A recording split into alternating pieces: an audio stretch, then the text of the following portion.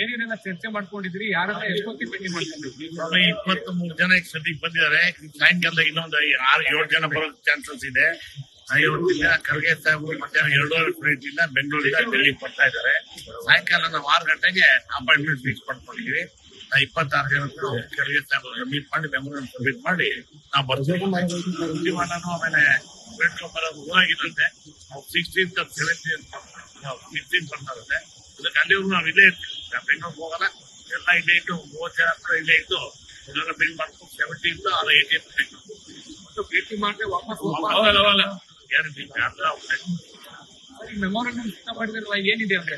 ಏನಿಲ್ಲ, ನಮ್ಗೆಲ್ಲ 3 ಕೋಟಿ ಗೆದ್ದಿದ್ವಿ. ನಮ್ಗೆ ಮಿನಿಸ್ಟರ್ ಆಗಕ್ಕೆ ಅವಕಾಶ ಕೊಡಿ. ನೀವೇ ಹೇಳಿದ್ರಿ 2 ವರ್ಷ ಆದ್ಮೇಲೆ ಎಲ್ಲರಿಗೂ ಕೊಡ್ತೀನಿ ಚಾನ್ಸ್ ಅಂತ ಹೇಳಿ ಕೊಡಿ. ನೀವು ಚಾನ್ಸ್ ಕೊಟ್ಟರೆ ನನ್ನ ಕತೆ ನಡೆದಿದೆ ಅಂತ ಹೇಳಿ. ಈಗ ಒಂದ್ ವೇಳೆ ಏನಾದ್ರು ಟೈಮ್ ಬಾಂಡ್ ಇದೆಯಾ ಸರ್? ಈಗ 1 ತಿಂಗಳು ಮಾಡ್ಬೇಕು, 2 ತಿಂಗಳು? ನಾವ್ ಆತರ ಬ್ಲಾಕ್ ಮೇಲ್ ಟ್ಯಾಕ್ಟಿಕ್ಸ್ ಇಲ್ಲ ನಮ್ಗೆ. ನಾವು ಹೈಕಮಾಂಡ್ ನಾವು ಬಹಳ ಪ್ರೀತಿ ಇದೆ ನಮ್ಗೆ. ನಮ್ಮ ಬಗ್ಗೆ ಬಹಳ ಗೌರ್ಮೆಂಟ್ ಮಾಡಿ ನಾವು ಗೌರ್ಮೆಂಟ್ ಮಾಡಿ ಹೇಳಿದ್ದಾರೆ. 100ಕ್ಕೆ 100% ಈ ತಿಂಗಳು May 15ರೊಳಗೆ ರಿಷಬ್ ಅಂತೂ ಆಗೇ ಆಗುತ್ತೆ ಅಂತ ನಾವು ಅನ್ಸಿಕೆ.